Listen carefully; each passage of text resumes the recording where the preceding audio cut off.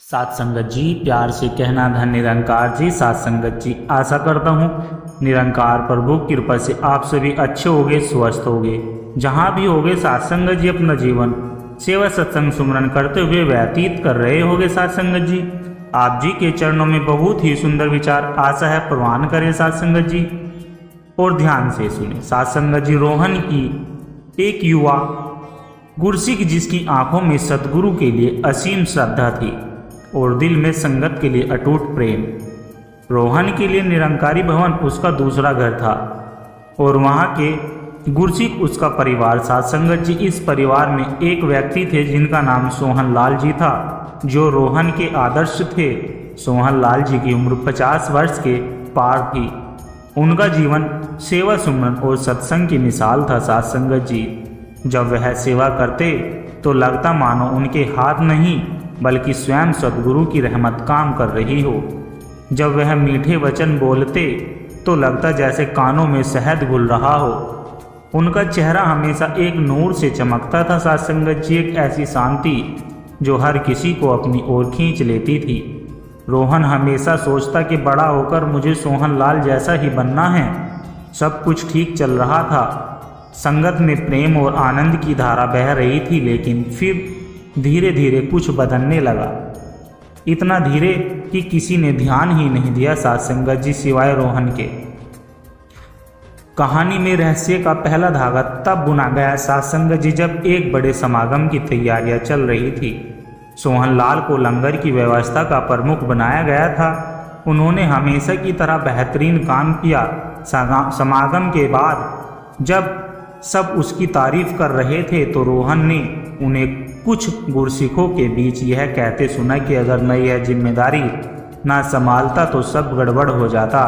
आजकल के नौजवानों को तो कुछ आता ही नहीं। साथ संगत जी, रोहन को सुनकर झटका लगा। यह वह सोहन लाल जी नहीं थे जिन्हें वह जानता था। उनके आदर्श तो हमेशा कहते थे कि करने वाला तो सतगुरु है, हम तो बस निमित्त मात्र है। यह पहली बार था साथ संगत जी, जब रोहन ने उनके मुंह से मैं शब्द इतने जोर से सुना था। उसके दिल में एक अजीब सी बेचैनी घर कर गई।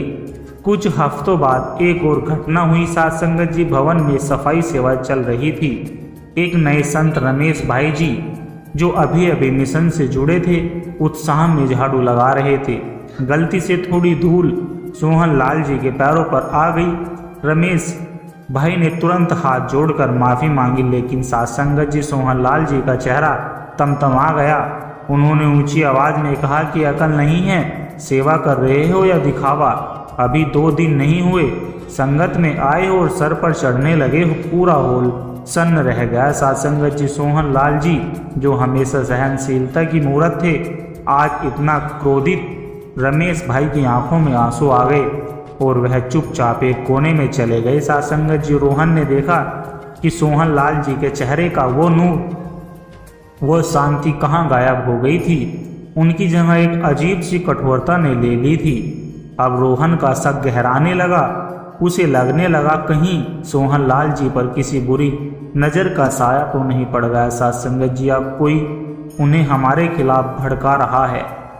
रहस्य और भी गहरा हो गया जब भवन के संचालक ने अगली बार एक महत्वपूर्ण सेवा की जिम्मेदारी एक युवा गुरसिक अमन को दे दी। यह फैसला सबको ठीक लगा, लेकिन सोहन लाल जी इससे खुश नहीं थे। रोहन ने उन्हें कोने में कुछ पुराने संतों से फुसफुसाते हुए सुना। देखा कि अब हमारी तो कोई कदर ही नहीं रही। सद्गुरु की कृपा भी आजकल चेहरा देखकर होती है। साथ संगत जी, पता नहीं इस लड़के ने ऐसा क्या देख लिया। यह सुनकर रोहन के पैरों तले जमीन खिसक गई। सतगुरु के फैसले पर शक तो एक गुरसिक सोच भी नहीं सकता। सोहन लाल जी के अंदर ऐसा जहर कहाँ से आ गया? वह रात भर सो नहीं पाया। उसके आदर्श की मूरत टूट कर बिखर रही थी। साथ संगत जी, इसके बाद तो जैसे घटनाओं की झड़ी लग गई हो। सोहन लाल जी ने संगत में आना कम कर दिया। आते भी तो सबसे अलग थलग बैठते। उन्होंने अपने को चुनिंदा लोगों का एक गुट बना लिया था। साथ संगत जी, जिनके साथ बैठकर वह भवन की व्यवस्था और दूसरे गुरसिखों की कमियां निकालते। एक दिन एक गरीब परिवार संगत में आया। उनके कपड़े मैले थे। सोहन लाल जी, जो हमेशा सबको गले लगाते थे, उस परिवार को देखकर मुंह फेर कर दूसरी तरफ चले गए। सत्संग जी, रोहन अब बर्दाश्त नहीं कर पा रहा था। यह कोई मामूली बदलाव नहीं था, यह एक आध्यात्मिक पतन था। सोहन लाल जी का वह नूरानी चेहरा अब बुझा बुझा और तनावग्रस्त लगता था। उनकी मीठी वाणी अब कड़वी हो चुकी थी। उनका सेवा भाव अब दिखावा लगता था। रोहन ने फैसला किया कि वह इस रहस्य की तह तक जाकर रहेगा। वह मदद के लिए संगत के सबसे बुजुर्ग और ज्ञानी संत गुरुचरण काका जी के पास पहुंच गया। गुरुचरण काका जी ने दशकों से मिशन की सेवा की थी। सत्संग और सतगुरु के हर वचन को अपने जीवन में उतारा था। रोहन ने काका जी को अपनी सारी चिंता बताई। उसने रोते हुए पूछा कि काका जी, सोहन लाल जी को क्या हो गया है? वो ऐसे तो नहीं थे, क्या उन पर किसी ने कुछ कर दिया है? वह इतने अच्छे इंसान थे, उनका वह नूर कहाँ चला गया है? सत्संग जी, गुरुचरण काका जी ने शांति से पूरी बात सुनी। उनकी आंखों में गुस्सा नहीं बल्कि गहरी करुणा थी। उन्होंने रोहन के सर पर हाथ फेरा और कहा कि बेटा, शांत हो जाओ। उन पर किसी बाहरी व्यक्ति ने कुछ नहीं किया। उन्हें एक ऐसे अदृश्य दुश्मन ने पकड़ लिया है जो हर गुरसिख के अंदर छिपा बैठा होता है और मौके का इंतजार करता है। रोहन ने हैरानी से पूछा, अदृश्य दुश्मन? कैसा दुश्मन?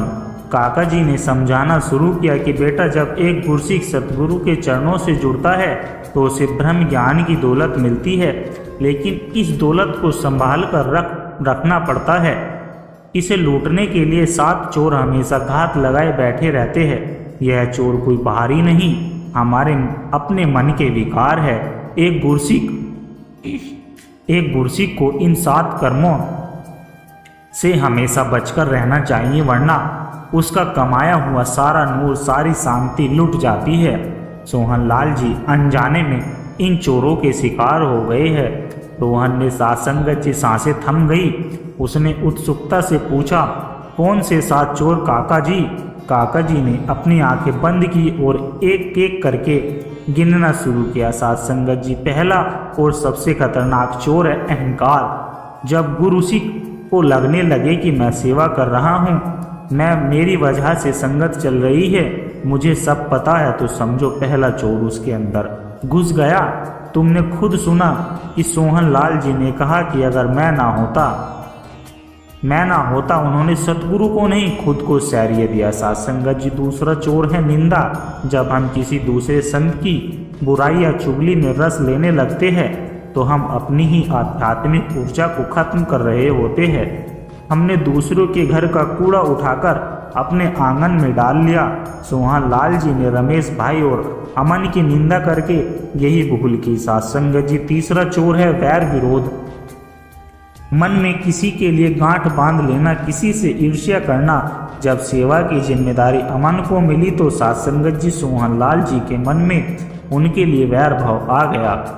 यह वैर का भाव प्रेम को जलाकर राख कर देता है। चौथा है सत्संग जी, संशय। सतगुरु के वचनों पर, उनके फैसलों पर शक करना। यह भक्ति की नींव को हिला देता है। सत्संग जी, जब सोहन लाल जी ने कहा कि सतगुरु भी चेहरा देखकर कृपा करते हैं, तो उन्होंने अपनी भक्ति की जड़ पर खुद कुल्हाड़ी मार दी। सत्संग जी, पांचवा चोर है मनमर्जी। संगत और सतगुरु के हुक्म को छोड़कर अपनी मनमर्जी से चलना, यह समझना कि मैं जो सोच रहा हूँ वही सही है, यह गुरमत के रास्ते से भटका देता है। छठा चोर है सत्संग जी, दिखावा। सेवा, सुमरन या सत्संग लोगों को दिखाने के लिए करना ताकि वाहवाही मिले, जब भक्ति का उद्देश्य परमात्मा को रिझाना नहीं बल्कि इंसानों को रिझाना बन जाए तो सत्संग जी वह खोखली हो जाती है। सोहन लाल जी की सेवा में धीरे धीरे यही भाव आ गया था। और 7वां चोर है सत्संग जी, नफरत और भेदभाव। निरंकार को कण कण में देखने वाला कभी किसी से नफरत नहीं कर सकता। वह अमीर गरीब ऊंच नीच का भेद नहीं करता। जब सोहन लाल जी ने उस गरीब परिवार से मुंह फेरा तो उन्होंने अपने ही सतगुरु के वचन को झुटला दिया। साध संगत जी की हर इंसान में उसी का नूर है। गुरुचरण काका जी ने अपनी बात पूरी की। रोहन की आंखों में आंसू बह रहे थे साध संगत जी, लेकिन अब यह आंसू दुख के नहीं बल्कि ज्ञान के थे। उसे सारा रहस्य समझ में आ गया था कि कोई जादू टोना नहीं था। सोहन लाल जी बस इंसान थे और इंसान होने के नाते मन के इन विकारों से लड़ने में चूक गए थे। साध संगत जी उनका नूर इसलिए गुम हो गया था क्योंकि इन 7 चोरों ने मिलकर उनकी आत्मा की रोशनी को चुरा लिया था। रोहन ने पूछा कि काका जी तो अब क्या होगा? क्या सोहन लाल जी कभी पहले जैसे नहीं हो पाएंगे? साध संगत जी यह सुनकर काका जी मुस्कुराए। क्यों नहीं बेटा, जरूर होगे। सतगुरु का दर तो हमेशा खुला है। भूल इंसान से ही होती है। जरूरत नफरत की नहीं, प्रेम और सहारे की है। हम सब मिलकर उन्हें इन चोरों से लड़ने में मदद करेंगे। हम उनसे बात करेंगे, उन्हें फिर से संगत के प्रेम का एहसास दिलाएंगे। साध संगत जी उन्हें याद दिलाएगी कि वह कौन है और उनका असली मकसद क्या है। उस दिन के बाद साध संगत जी, गुरुचरण काका जी और रोहन ने मिलकर सोहन लाल जी से बात की। उन्होंने उन्हें कोसा नहीं बल्कि प्यार से समझाया। उन्होंने बताया कि संगत उन्हें कितना याद करती है। धीरे धीरे संगत ने निस्वार्थ प्रेम और सद्गुरु की कृपा ने अपना असर दिखाया। साध संगत जी सोहन लाल जी को अपनी भूल का एहसास हुआ। वह फूट फूट कर रोए। उन्होंने सतगुरु के आगे अरदास की, अपनी गलतियों की माफ़ी मांगी। अगले संगत में साध संगत जी जब सोहन लाल जी आए तो उनके चेहरे पर वही पुराना नूर, वही मासूमियत लौट आई थी। उन्होंने सबसे पहले रमेश भाई को गले लगाया और उनसे माफ़ी मांगी। फिर वह उस गरीब परिवार के पास गए और उनके बच्चों के सर पर हाथ फेर कर उन्हें प्यार दिया। साध संगत जी उस दिन उन्होंने कोई बड़ी सेवा नहीं की, बस पूरी संगत में पानी पिलाने की सेवा की, लेकिन उनके चेहरे की शांति बता रही थी साध संगत जी कि उन्होंने अपनी सबसे बड़ी दौलत वापस पा ली है। रोहन दूर खड़ा यह सब देख रहा था। आज उसे अपने प्रश्न का उत्तर मिल गया था। साध संगत जी कहानी रहस्यमय थी लेकिन उसका समाधान ज्ञान से भरा हुआ था। उसने सीखा कि गुरसिक का जीवन कोई फूलों की सेज नहीं बल्कि एक साधना है, जहाँ हर कदम पर इन 7 चोरों से सावधान रहना पड़ता है। और इस लड़ाई में सबसे बड़ा हथियार है साध संगत जी नर्मता, प्रेम और सतगुरु पर अटूट विश्वास। साध संगत जी प्यार से कहना धन निरंकार जी। साध संगत जी आशा करता हूँ दास के द्वारा कहे विचार आप सभी संतों को अच्छे जरूर लगे होंगे। अगर अच्छे लगे हो तो वीडियो को लाइक करें, शेयर करें, कमेंट बॉक्स में धन निरंकार जी जरूर लिखें साध संगत जी। और आपको यह विचार कैसे लगे यह कमेंट बॉक्स में लिखकर जरूर बताएं साध संगत जी। और दास के चैनल को भी सब्सक्राइब जरूर कर ले और दास को आशीर्वाद दे कि हर रोज आप जी के चरणों में ऐसे ही सुंदर सुंदर विचार लेकर आता रहूं। साध संगत जी बड़े प्यार के साथ कहना जी धन निरंकार जी।